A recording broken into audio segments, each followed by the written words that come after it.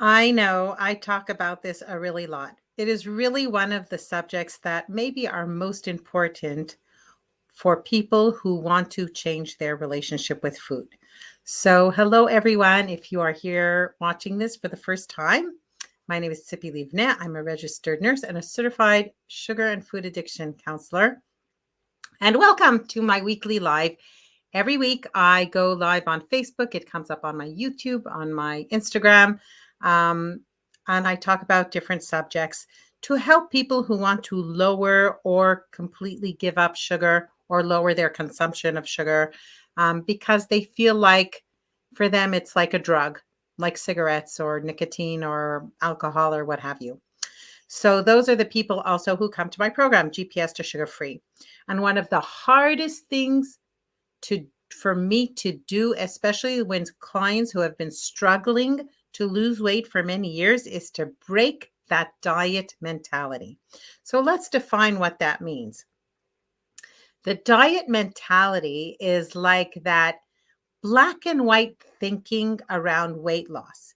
It's this negative talk to yourself, like like saying I was a good girl, I broke my diet, right? My In Hebrew they say I like sinned, like when it comes to, I screwed up, or that like hyper focusing on numbers, like how many calories did I eat? So if I ate, if I said I want to eat 1200 calories and I ate 11, you know, um 1150, I was great, and if I had 1300 I was terrible. And does it really matter like where those calories come from?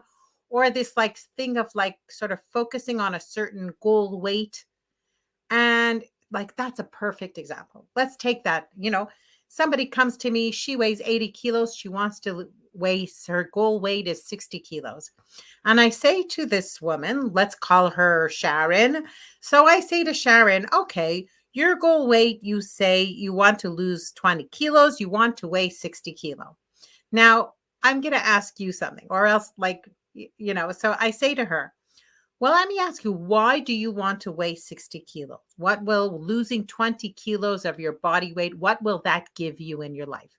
And so Sharon says to me, well, then I can sit on the floor and play with my kids, and I will feel more energetic, and I'll be able to go on hikes in nature. And also, if I eat healthy, I'm going to be a model for my children for healthy eating. I'm also afraid at 80 kilos, if I keep gaining weight, I might get diabetes or fatty liver or high blood pressure. I'm very worried about my health. And also I want to go into a store and be able to buy like a size that I'm happy with and look at the mirror and feel good and blah, blah, blah, right? All those things that we know. So these are things that are very, very significant and will give really a huge boost to Sharon's quality of life. And then I ask this question of Sharon. I say to her, well, let's say you got all those things. You were in the, you would look in the mirror and you feel good, and you're eating in a way that's promoting health and being a model for your children. And you have lots of energy and you feel like you look really good. And everyone's telling you that you look really good and you lost so much weight and you look wonderful. But when you go on the scale, it says 63 kilo and not 60 or 65. Then what? Does it really, really matter that that's what the number says? If you've gotten all the things that you wanted, that weight loss, that goal weight you think will give you. If you get it at 3 kilos more or 4 kilos more, is that really then that's it? You haven't met your goal yet? So I always tell people to get, especially now when we're in holiday season, and this is a holiday season for many religions. There's the Jewish Passover, there's the Christian Easter, there's the Muslim Ramadan, even the Druzim here in Israel. The Druzim are at the end of April are having their holiday. So this is really a holiday month, a holiday season. And many times during the holiday season is the classic time when people get into this kind of diet mentality where they'll eat maybe more than they intended, or they'll eat certain foods that they thought they would only eat a little and they eat too much, or they said they wouldn't eat it all and they eat it, Or like, they would many times there's so much stimulation around and so much of these like celebratory meals and there's so much food around that people feel like, that people maybe will eat in a way that really is not, they know is not good for them. And then what happens? They say, I broke my diet. I was a bad girl. Oh, I messed up. And then we get into this black and white thinking, like if I was already messed up and I already broke my diet, well, I'll lose control and, you know, get things in hand tomorrow or after the holiday. Obviously, it's impossible to eat properly during the holiday. So we'll wait till after the holiday. And then what happens? Lose complete control and gain like 5, 6, 7, 8 kilos over the holiday, whatever it is. And then it's really, really hard to lose that as well as whatever. So if there's one thing that I can say that really is one of the main, in my eyes, one of the main reasons that people gain weight or people who have lost weight regain their weight, it's because of this diet mentality. It's because of this black and white thinking. Because if we eat real food and just eat real food in order to eat healthy, not for some kind of caloric deficit or in order to see some number on the scale, but for me, for my health, for my quality of life, because I know that every day that I eat healthy, I'm going to feel good and it's going to make me happy. Like a whole different mindset. It's a whole shift. So because this diet mentality, this diet talk, talking about losing weight, losing weight, losing weight. How many kilos? Oh, this week I lost 200 grams. Next week last week I lost 500 grams. For 2 weeks I didn't lose anything, which is exactly, it's such a normal development of when we release stored fat. It doesn't happen like a computer and everything. So being hyper focused on these very, very shallow numbers that really, from a biology point of view, from a physiology point of view, and especially from a psychological point of view, are really have very little meaning. They indicate something in a very, very general fashion. So, what I would say is that if you do want to improve your eating for your health, for your weight, for your self image, to improve your relationship with food, don't get stuck in this black and white thinking and in this diet mentality. And that's especially very, very important now during the holiday season when it's harder sometimes to really eat in the most optimum way that we think. So I always say if we really build a healthy relationship with food, okay? I always give like this example of my husband, right?